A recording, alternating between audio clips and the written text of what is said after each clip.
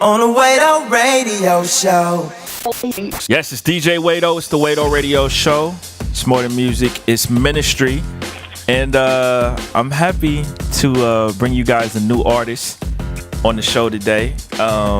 You've probably heard his music extensively on the show as of late. He has an amazing project out right now, and he's also the leader of the whole indie tribe music. Nobigdyl is with us, man. What's up, bro? What's up, man? Glad to be here. Yes, sir, man. It's good to have you on, homie. Thank you. I appreciate it, bro. Yeah, man. So you out in Phoenix? You calling in from Phoenix, Arizona right now? Yeah, I'm in Phoenix, out here on the west. Getting back that on the west coast. Yeah. How's that weather out there? Man, I love it out here, bro. It's like it'll be 100 degrees, but you're not sweating. You know, in Nashville, it'll be 80 degrees and you're drenched. So, yeah, that's pretty dope. Yeah, you wear long sleeves at night. Wow. So, yeah. Yeah, they don't got that no humidity out there. Zero humidity, bro. It's like I said, you can wear, once the sun goes down, you're like everybody's in hoodies and stuff. It's pretty dope. That's what's up. That's what's up, man. So, man, I love doing interviews with artists I've never done interviews with because I feel like there's so many different questions that I have to ask. So I want to start with just you as a person, man. Like, at what point did you become a Christian? Like, how'd that process work for you, bro? So I'll try to give you the quick version of it. But so I was raised in a Christian household. Yep. Family always go to church, but we moved around a lot because of my dad's job. So I lived in 9 different places before I was 9. Wow. Military? Yeah. No, he works for Walmart. Okay. Logistics, and so they just like on the warehouse side. So just the way that it was set up. Anytime they would have you change a position or you would get promoted or something, usually they move you to another building. Yep. So we were bouncing around, but we were always in church. And I know a lot of people could probably feel me on this. It seems like that would be ideal for a Christian, a kid growing up in a Christian household, but sometimes it makes it harder because I just associated being a good, respectful son, being a good kid. You get good grades, you don't talk back, you go to church. That's just how you're a good person, There wasn't kind of the faith wasn't my own. It was just something I did to be a good son. You know what I mean? Just like anything else. So I had a lot of head knowledge. I was in Awana, so I was like memorizing verses and all that stuff, but it was actually like a source of pride for me. And I just, Jesus was, I had only good thoughts about Jesus and God, but he was more just like, just a good savior. He wasn't like the Lord, he wasn't the Lord of my life. Like, my life was about being happy, not about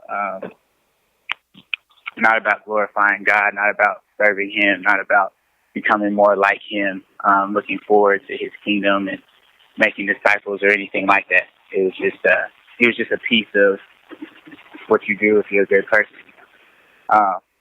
So as I got older, went to college, that's when that stuff starts to, like, you kind of have to make decisions and where the rubber meets the road. Because when you're under your parents, the way I was raised, like, I didn't really get into anything or anything like that.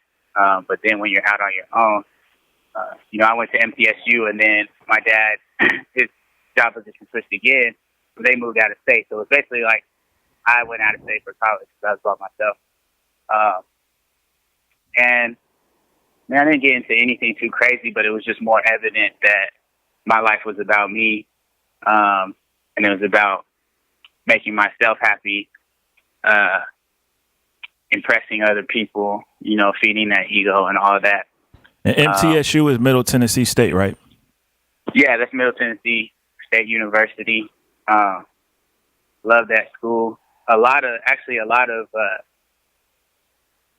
rappers that we rock with went to MTSU.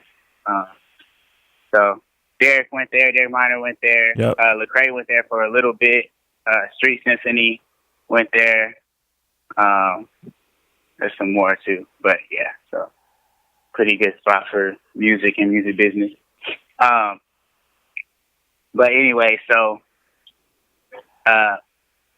basically my the sin that I struggled with the most was just like lust and sexual sin. So that really came out in college, you know. Outside of my parents' home, I was in a lot of relationships I shouldn't be in, you know. Just not glorifying God with my time and my body and my mind and how I interacted with people, not really seeing people as souls and people that God loves. So, you know, anytime you start dabbling in that stuff and in illicit relationships and sexual sin and stuff like that, it's gonna, if God is bringing you to Himself, it's gonna come to a head, you know. So, just messy. It was really messy for me, and a lot of heartbreak, a lot of betrayal, and at the end of it, God was like, this is all out in the open. Like, you thought this would just be like a secret thing that you could kind of have this facade out that you're this good person, you go to church, all this stuff. Now this is all out in the open. Are you going to? You have to look at it honestly now. So, are you going to continue in your path? I mean, really just chasing death, you know, to be real. Like, are you going to continue down that path, or are you going to choose to follow me into life, you know? And the following Him into life at the time looked a lot more painful because it came with confession and it came with being transparent to a church family and accountable to a church family and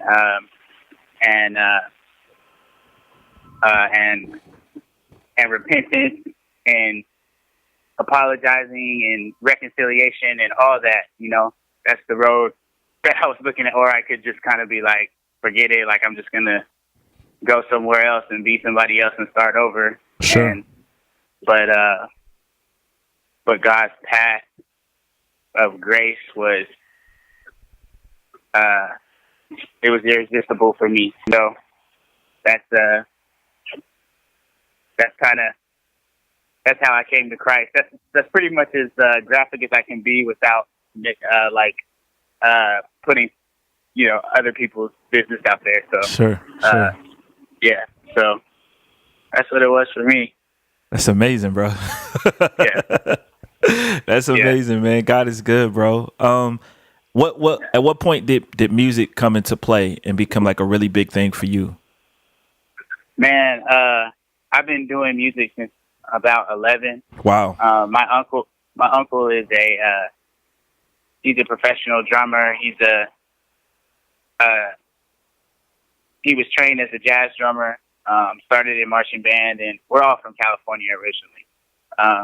And he was part of the California Blue Devils, like a very storied marching band. He was the youngest member ever at the time. He joined at 14. They like moved him up there to be with them. And so we like, as I was growing up, that's when a lot of his career was taking off. So we would go see him in jazz clubs. And a lot of times at the jazz clubs, there would also be spoken word poets. So I was like, from a very young age, I was getting like that jazz music, and then also like the lyricism of the spoken word poets together. And that's kind of like what really caught my attention. Then in middle school, started a rap group I started doing spoken word poetry first, like in churches and stuff. And then we started a rap group in middle school. with some of my friends, and What was the mom name? took Of, us what to was the name of the group? Southside Epidemic. Yeah, and we didn't care nothing about no Christian rap either. We didn't care nothing about no Christian rap. We Oh were out here man. rapping about everything. We weren't cussing though because our moms wouldn't let us, but we were Yeah. out here just perpetrating. Southside Epidemic. SE for short, man. We were like a little gang in the middle school. Wow. Like we were like graffiti, like vandalizing stuff. It was ridiculous. What were y'all rapping about? Just like just about how dope we were and like how we would take your girl and just it was like it had Just to little be kid mild stuff. enough that it had to be mild enough that our moms would continue to take us to the recording studio or coded enough at least. Wow. So y'all was like really serious. Like we were at the time, man, and like the the little town we were in, we were starting to get a little bit of buzz. Yeah. So, but then as we got older, one of the members went to another school, and it was time to get like serious about school and where we were going to go to college and stuff. So, and what we were going to do. So I kind of switched over to. I wanted to be a producer because I thought that was a safer route, like a less risky career choice. So that's what I went to MTSU for. But I quickly learned, like they had an audio production path, and that's what I was on at first. But I learned I was like way far behind. Like this is the terminology they were using and stuff. I was like, man, I all these years I just had like the demo version of Fruity Loops. Like I thought this was gonna be like beat making class, but it was like, audio production is much more than that. So I switched over to music business path and really had like a high aptitude for that. So that's what I finished college with, was the music business.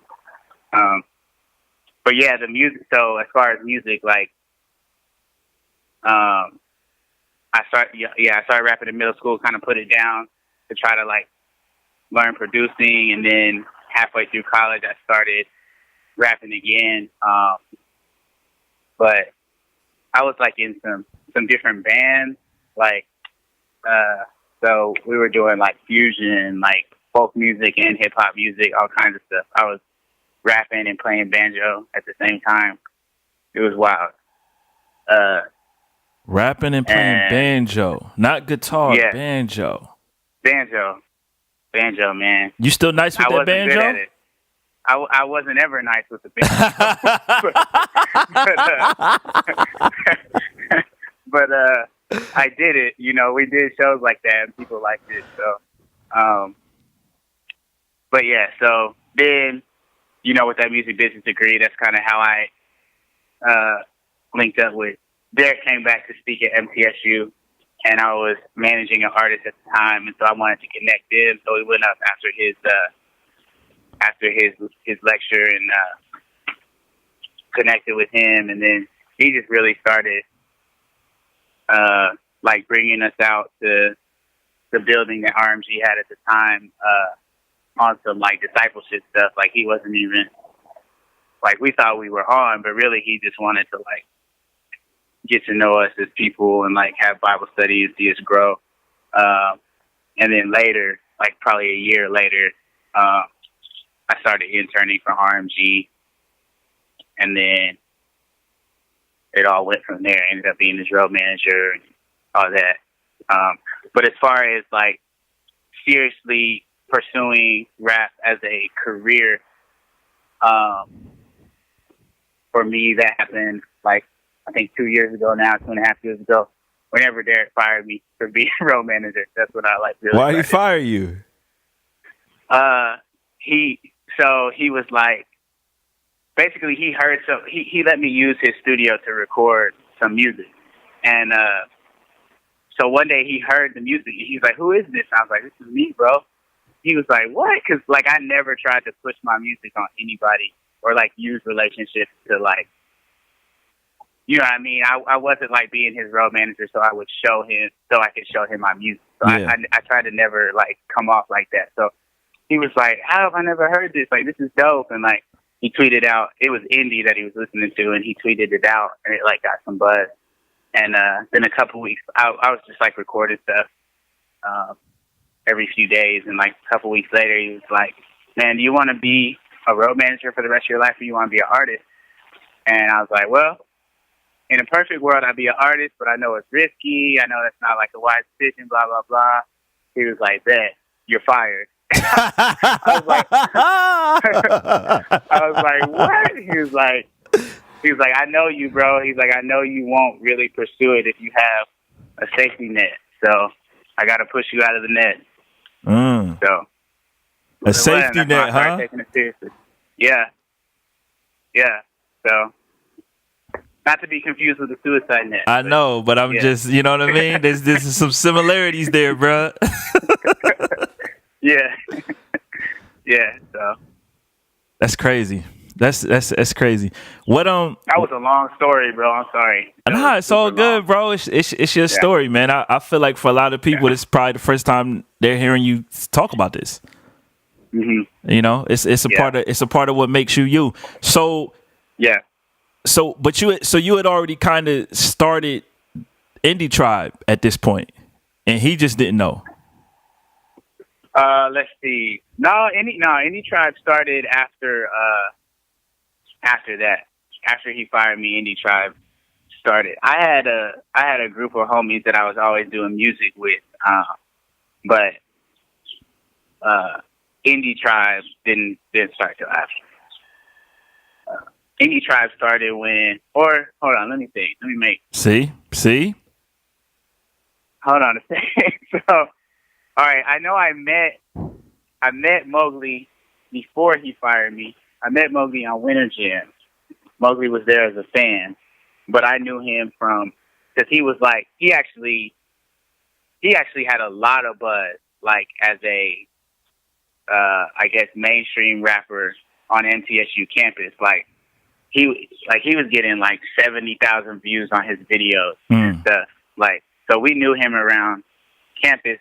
But we had never met, and I was like running Derek's merch table, and I saw him at Winter Jam, and so I was like, oh, I'm gonna go introduce myself, like, and that's how we met. And then we started making music, like probably like just 2 weeks after that or something like that. But so we were already like making music, but I don't think we came up like with the name and the movement until. Nah, you're right, bro. You're right. You know it better than I do. You're right. It was before Derek fired me that we started it, because we had already done the song Indie, and we had already had the idea. You're right. I was gonna let you tell it, brother. Yeah, you got the history down, bro. You got the history down. Hey, so that's how you know. DJ Wado is the day one, because he knows the story better than I do. That's right. Hey, so when did Jerry come into play? All right, Jerry definitely was after. So me and Mosey were just making tracks, trying to build this thing, and then I dropped Smoke Signal, and it was the highest downloaded project of,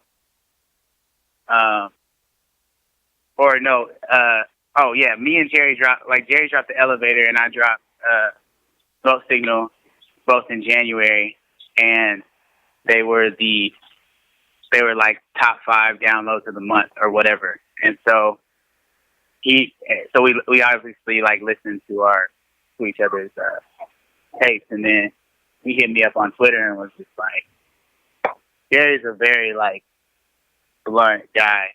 So he hit me on Twitter. He was like, man, I really feel like your tape is the only other dope thing that drops, bro. I'm trying to mess with the movement or something. It was something like really just like off top, was like, dang, this is really forward. But that's how my man is. So he did that, and I was like, well, you know, because I've been discipled and mentored by Eric, and so he comes from that era and where you gotta walk with people for a while before you come into like the music or the business aspect. And so it was easy with Mowgli because like we were both in the same town. Gary's in Oklahoma, and he's hitting me up kind of out of the blue on Twitter. So I kind of like put the brakes on it and was like, well, we gotta get to know each other on some brother stuff first. So it was like I wanted to go out there, but didn't have the ability at the time. So it was like a lot of phone calls and like FaceTime and stuff, exchanging testimonies, talking about family, like probably like 6 months, I think. And then when like we found out like we pretty much aligned on everything, and we had like made some music, of course, together, then it was like, okay, time to click up. So yeah, that's how we came together. How do you guys categorize it? Like, is it like a full out label? Is it a collective? Is it a bit of both? It's a collective that one day will be a label. So right now it's just pure collective. It's like so you have TDE, the label with Kendrick and all of them, but I don't know if they even do it anymore, but like Black Hippie, like Indie Tribe is like Black Hippie, where like for a while Black Hippie had the same exact members as TDE, but Black Hippie was like the collective, and then TDE is the label, and so now Black Hippie is still just that original four, even though they got more people on the label. So that's what it is right now. But yeah, our long-term plan is to make it a full out independent label or an imprint if it got to that point. But right now it's a collective of like-minded artists where we use each other's, we're strong in different areas. So we just kind of pool our creativity and our strengths to make make each person stronger, and then the idea of Indie Tribe, a lot of people think it's like indie, like independent, like not signed, you know what I mean? But it was actually never that. Like I've been thinking, man, when we finally like explain this really well, because we want to do something like kind of big to explain what the movement is, but people are going to be like, dang, they kind of switched up. One of them must be signed or something like that, and that's why but it never has meant independent, like an independent artist. If you go back to Indie, like, which was the first, that song we've been talking about, that was my first single. I had a video and everything. Yep. Like, in the video, you've got people that are like, they're ordinary people doing like ordinary stuff, and they're rapping the song lyrics. And towards the end, they all start to pull these like ski masks down. And so the symbolism was like, they're like independent of the mainstream way of thinking, like independent. So when people have ski masks on, usually they're like revolutionary or like they're overthrowing kind of like the mainline way of thinking to bring in a new way of thinking.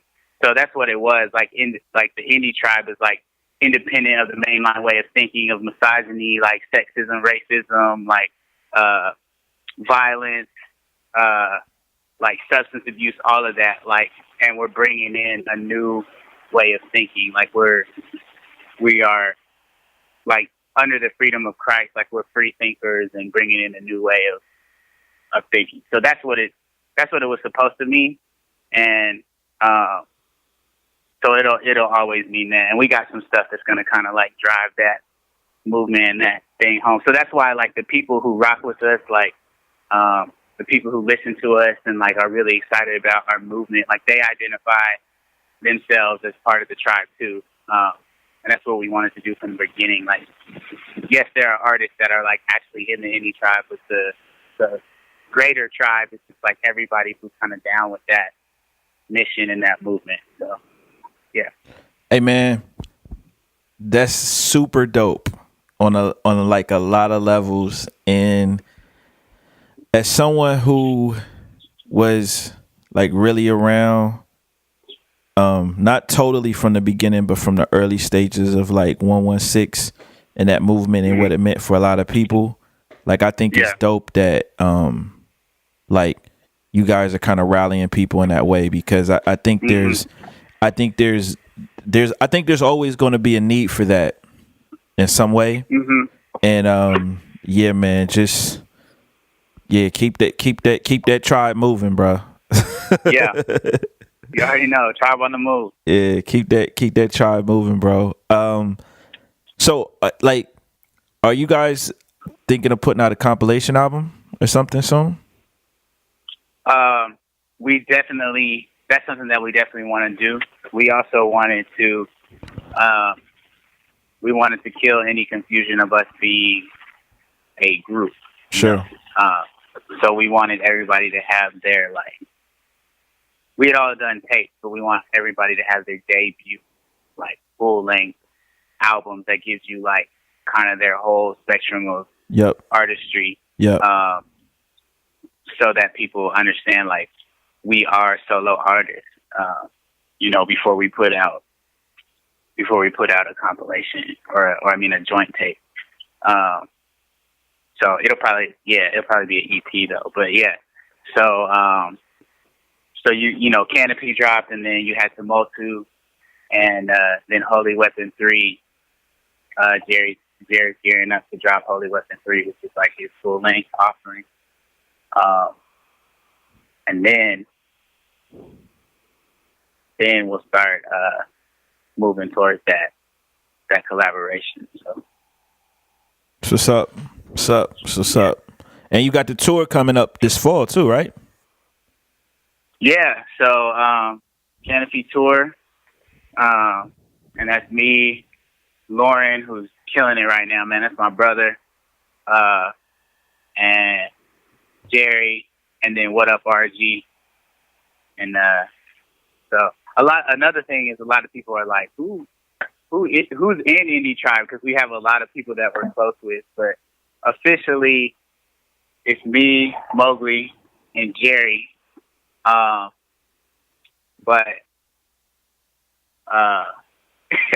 that you may have to extend it, bro. You may have to, you know what I'm saying? Yeah. We have like, we definitely have like affiliates, but then also, like, without giving too much away, it's not just gonna be me, Mowgli, and Jerry. You know what I'm saying? So, sure. But we're all about, like, having stuff planned out and, like, revealing stuff in a really, like, cool and fresh and dynamic way. So, there'll be some announcements and stuff, for sure. Yeah, man, and that will conclude part 1 of our interview with nobigdyl. Make sure you tune into part 2, because we're talking about, you know, some of the big records he's put out recently: Treetops, Suicide Nets, and of course Shakira featuring Marty. Plus, we'll get into his music inspirations and what's next for Indie Tribe and how they got their start. On the Wedo Radio Show. On the Wedo Radio. On the Wedo Radio Show, where it's much more than music, it's ministry.